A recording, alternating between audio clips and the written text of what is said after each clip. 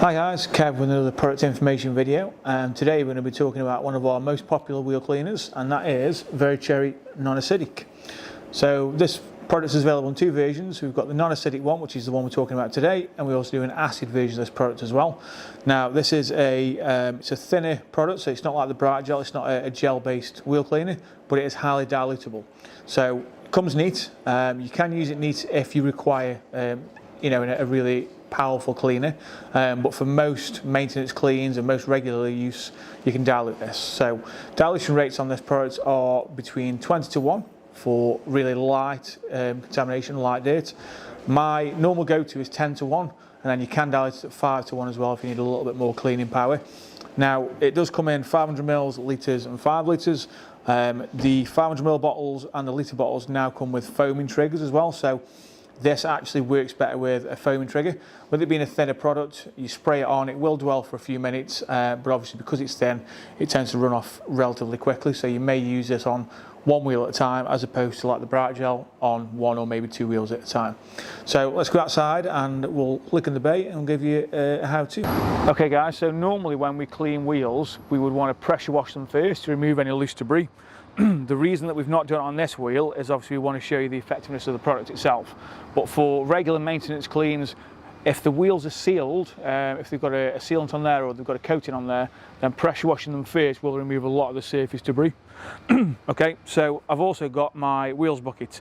So what I've got in here is I've just got a shampoo. In this bucket we've got Citrus Pearl, which is our cleaning shampoo. Really this is just to clean my brushes in. So I've got one of our large spoke brushes in there, I've got a smaller spoke brush, and I've also got one of our wheel mitts as well.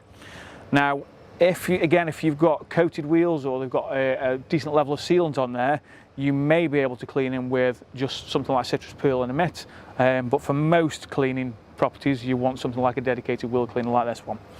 Okay, so what I'm going to do is let's apply the product to the wheel. So these products, Very Cherry, Non-Acid, and some of our other wheel cleaners are actually now supplied with a foaming trigger, which actually makes the application process a lot easier. So when we apply this to the wheel, you'll see you get a lovely foaming action. So that allows me to get greater coverage over the wheel. Okay, so as you can see, the foaming action trigger also means it will actually stay on there for a little bit longer than it would using a regular trigger. When we clean the wheel, what we want to do is we're going to start from the barrel and work our way out. So we're going to start with my large spoke brush. So I have got some shampoo on here, but I'm going to spray a little bit of wheel cleaner down onto the brush as well. I'm going to start from the inside of the barrel. Now unfortunately this is the one area of the vehicle where you will get particularly dirty, especially if the wheels are quite dirty to start with. So a little bit of a tip, when you're cleaning your wheels or when you're cleaning the barrel of the wheel, a lot of people will just go directly straight in and straight out. If you do that, you tend to miss the areas that are behind the spokes. So with these non-scratch spoke brushes, what you want to do is go in and out. You only want to do this lightly, you don't need to do it really aggressively. And then you want to move them along at an angle as well. So rather than just going straight in and straight out, you're actually going side to side as well. And that way, you will overlap behind each spoke as you go around the wheel. And that should hopefully mean you don't miss any areas. So I'm going to carry on doing that all the way around.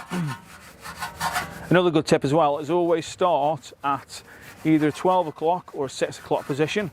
And that way, again, it's a lot easier to make sure you cover the entire wheel and you don't miss any.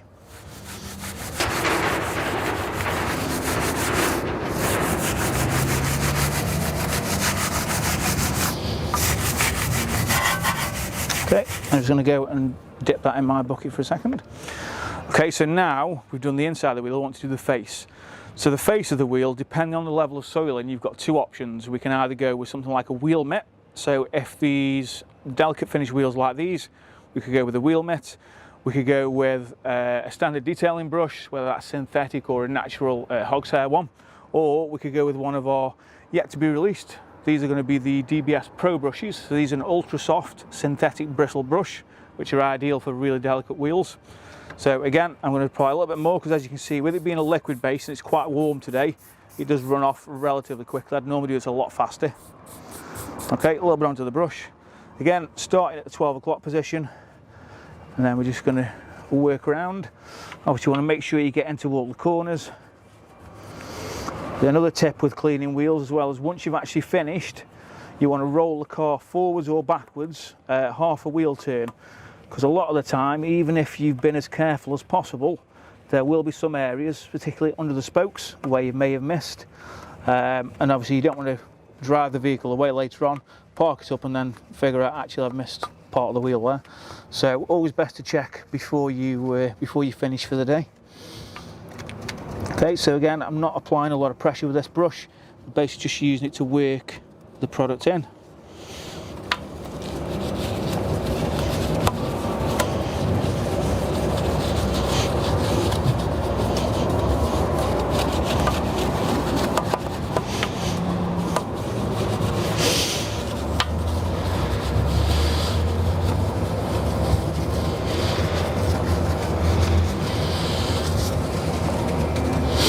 Okay, I'm going to rinse my brush in there. So now what we want to do is just go get the pressure washer and give them a rinse.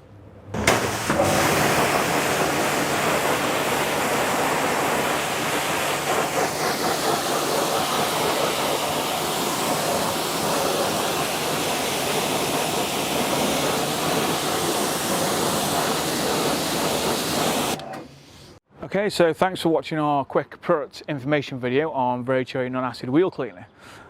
Once this step of the process is complete, if the wheels are particularly clean, you can dry them and that's the end of the process. What we're going to do usually would be to now treat them with a fallout remover to make sure that we've got as much off the wheel as physically possible. But that's another video, so check out our video for Purple Rain version 3 fallout remover.